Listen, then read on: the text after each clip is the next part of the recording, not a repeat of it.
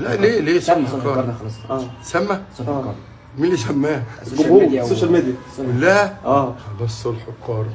بس كان في ناس دخلت قبل كده للتصالح، منهم الفريق كامل الوزيري والحاج جمال الجرحي ابو محمد، لا ناس واجهزه وناس كتير يعني. لكن هو الكابتن محمود خطيب كان ليه طلبات معينه، فانا قلت لا مش هعملها، اتحبس احسن، وفعلا اتحبست عادي يعني. وطلعت بقى، وكانت تجربه جميله. كانت عندي الشيف البلجيكي في السجن وادي النطرون، وكان في والله العظيم زي ما قلت واشوى وزير الداخليه ان كان في تكييف مش ليا لكل الناس، تكييف ساقع وميه سخنه وميه ساقعه وتكييف.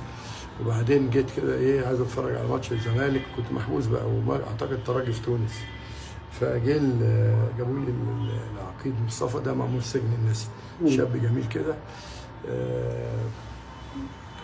يعني جابها لي، يعني جاب لي يعني ناس محترمه وناس مؤدبه. وبعدين اللي انا رفضت اعمله حسين لبيب عمل اول حاجه انه شطبني، والدوله قالت له لو ما لغيتش الكلام الفارغ ده هتمشي فورا انت واللجنه بتاعتك فورا. ده واحد.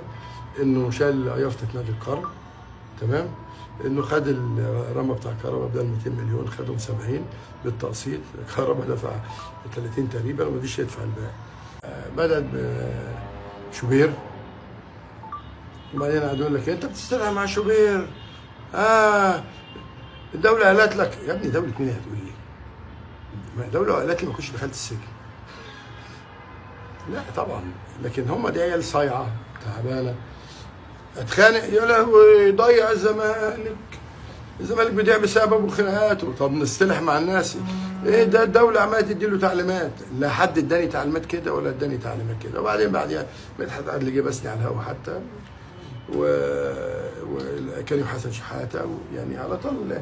ففكره التصالح مع الخطيب لو انتم فاكرين كنت عملت بيان كده لما تعب اتمنيت له الشفاء، هو ما ردش، فالناس بقى تسخني ما ردش. انا طبعا البني ادم اللي يبقى مريض دون يعني ما تضغطش عليه، في كفايه اللي هو فيه، ولا قبليها ولا بعديها.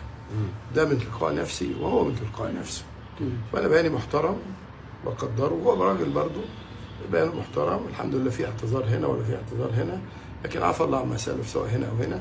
وكان طبعا من ضمن التصالح محمد عثمان المحامي، يعني سيد محمد. فالحمد لله انتهت على خير هذه الخصومه اللي بقى لها 8 سنين. لكن الدرس اللي انا خدته، اوعى تتخانق مع حد عشان حد. واخد بالك اللي في بالي؟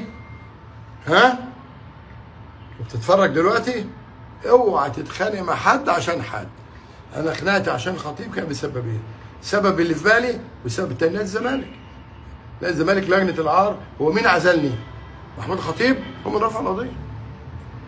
الواد اللي اسمه عبد الله جورج ابو ودان كبيره دوت، يعني هزتنا، اعتقد هزتنا اي حد عنده قلب يعني. وبعدين الحاجه زوجتي قالت لي لا ده كده محمود او كابتن محمود، على فكره كابتن محمود ده حضر فرح امير واحمد واميره، تمام.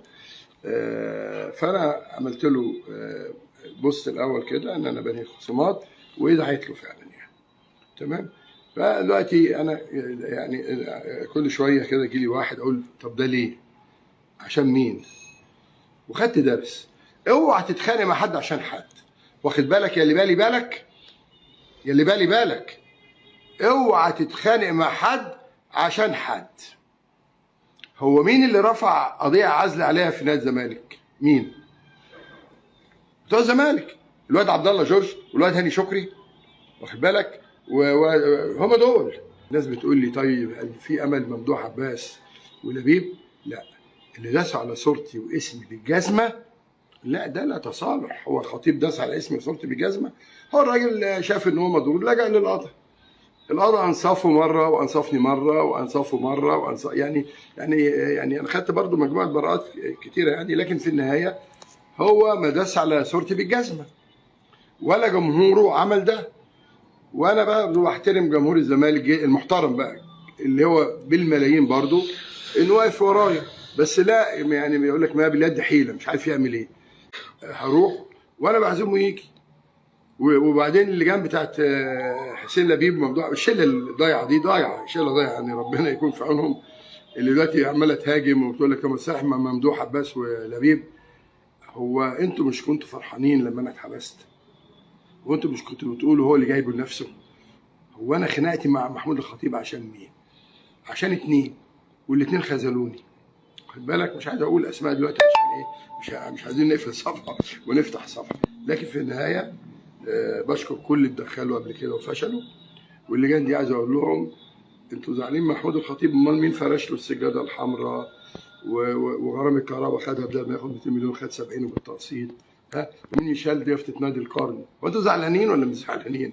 فانا بشكر جماهير الزمالك المحترمه، وبشكر جماهير الاهلي اللي انا تابعتها على الصفحات. شيء زي الزمالك والاهلي شيء محترم احترامي طبعا لتقديري لمحمود الخطيب اكتر من الاعتذار ليه؟ صح، واخد بالك؟ هو خلاص الراجل قفل الصفحه، وانا بقدره وبقدر مجلس ادارته وجماهيره.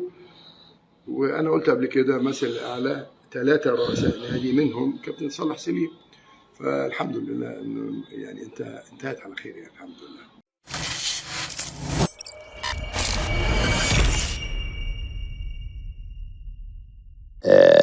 اعتقد ان كان هيبقى الشكل احسن من كده، تريح محمد هاني وتلعب احمد عيد.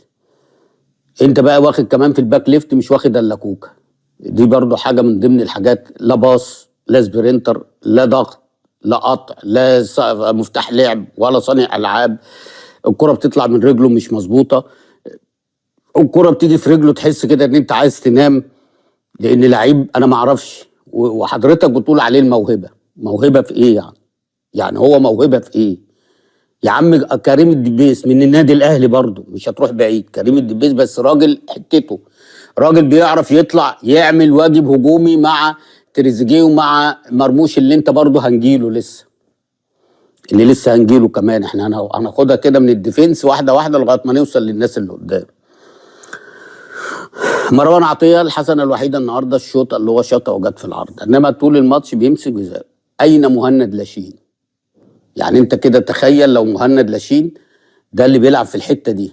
اولا في كورتين النهارده الشوط الاولاني لو طلعوا من رجليه مظبوطين مروان عطيه انفرادات وجوان، ولا عليه ضغط ولا عليه بريس ولا بيلعب الكره وهو مرتاح يا ابني ما هو ولا عليه ضغط زي ولا عليه بريس. ما بريس يعني ضغط، اتنين نفس المعنى. ولا احنا بنزود اي كلام وخلاص؟ اديله اللي قاعد يشوط في امام عاشور ومش عاجبه ده، اديله. وبتطلع مصطفى محمد، فالشكل كده هتبقى فيه مصيبه الفتره اللي جايه دي. ما يطلعش بصراحه، ما يطلع. اللي يطلع يا مرموش يا اما كان تريزيجيه، بس تريزيجيه كان ماشي كويس قوي. طلع مرموش، خايف تطلعه ليه؟ ما هو يا قوم مصر يا اهل مصر، الكلام اللي انا بقوله بيتحقق ولا ما بيتحققش؟ ماليش دعوه بره، انا ماليش دعوه بره. الراجل لاعب 180 دقيقه 90 دقيقه الماتش اللي فات و90 دقيقه. هتقولي بصمه واحده، هتقولي عمل كره لصلاح النهارده صح، هتقولي لي ما عمل جول. فين بصمته هو صلاح؟